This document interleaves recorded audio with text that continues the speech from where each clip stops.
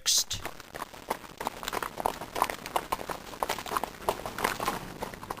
Writing was invented in southern Mesopotamia towards 3500 BC. Next. It is thought that writing first developed from inventories of goods made by the local governments, especially for tax purposes.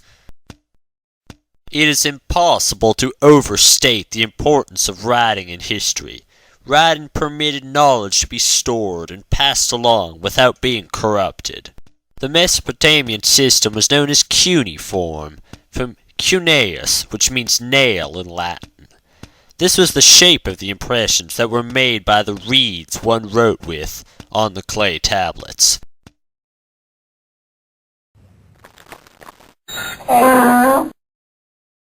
Urgent message for the king! Cuneiform signs evolved considerably during the long history of their development. The sign for head, for example, evolved as following. This is the pictogram as it was drawn towards 3000 BC. The pictogram was rotated because it was easier to draw towards 2800 BC. This is the sign in archaic monumental inscriptions written on stone towards 2600 BC. This is the sign from the same date but written in clay. This is the sign from the Sumerian Renaissance period towards 2100 BC. This is the simplified sign from the Old Assyrian period towards the early 2nd millennium BC.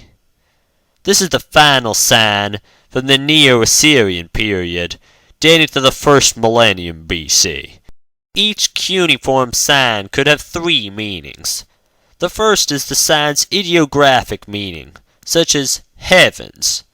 The second is the sign's syllabic meaning, used in combination with other signs to form more complex words, such as midday, literally sky bright.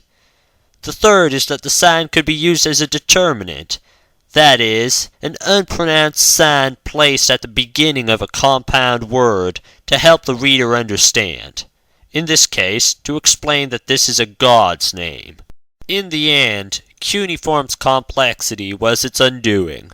Few people mastered the script, so it took on especially a ceremonial character, like Latin during the Middle Ages, before finally being replaced by simpler systems, like the Greek alphabet. Cuneiform nonetheless left behind a large legacy, such as the first literature of history, poems, letters, and law codes, as we will see next.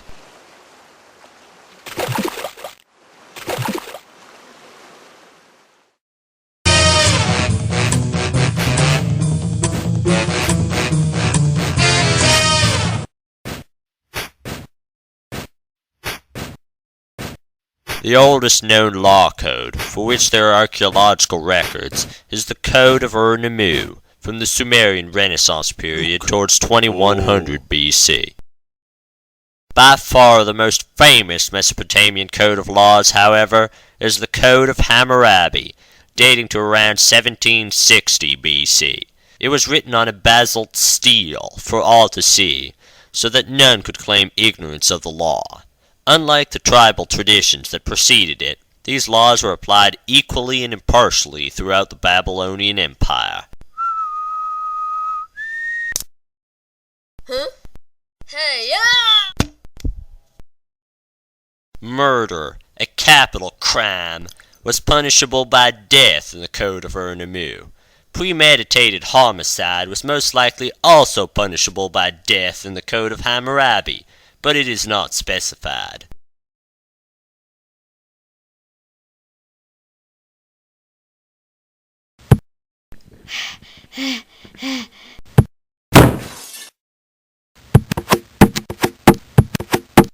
Theft was another capital crime, punishable by death in both codes. Remarkably, the Code of Ur-Nammu does not follow the principle of eye for eye and tooth for tooth, unlike the Code of Hammurabi. Instead, it instituted monetary fines in cases like this.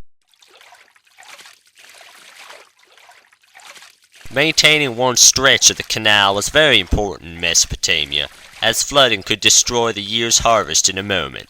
The Code of Ur-Nammu instituted a fine of grain which depended on the area flooded, and the Code of Hammurabi instructed that the culprit be sold into slavery to pay for the damages.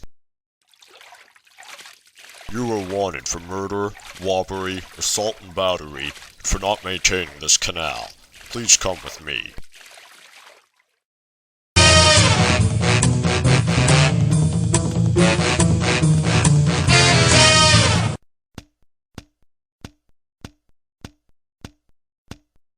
The final invention, mathematics, might be more properly considered a discovery than an invention. Most of the Mesopotamian clay tablets that deal with mathematics date from between 1800 and 1600 BC, during the time of the Old Babylonian Empire. The Babylonian numeral system was sexagesimal, that is, based on 60. There are traces of that system even today, 60 minutes in an hour, 60 seconds in a minute, and 360 degrees, 60 times 6, in a circle. It was the first place value system of history, where the value of a number depends both on the position of the digit and on the digit itself. This made calculations much easier, and Babylonian mathematicians discovered fractions, algebra, quadratic and cubic equations, the Pythagorean theorem, and possibly even trigonometry. To speed up calculations, scribes would use pre-calculated tables of squares and cubes. Mathematics had important practical applications in a land where farming was done very intensively and helped in the construction of canals. I have clearly delimited with mathematics your two separate terrains and the delimitation of terrain. But the winds of time blow over all things. The Mesopotamians never really solved the over-salted problem, and that led to massive emigration at different times in their history.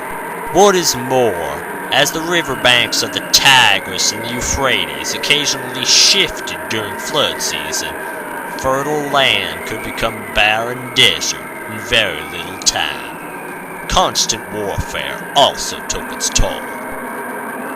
Over the millennia, people forgot about the ancient Mesopotamians until the 19th century, when some archaeologists became curious of the huge mounds that could be found in the Middle Eastern desert. A new, or perhaps old civilization was about to be discovered.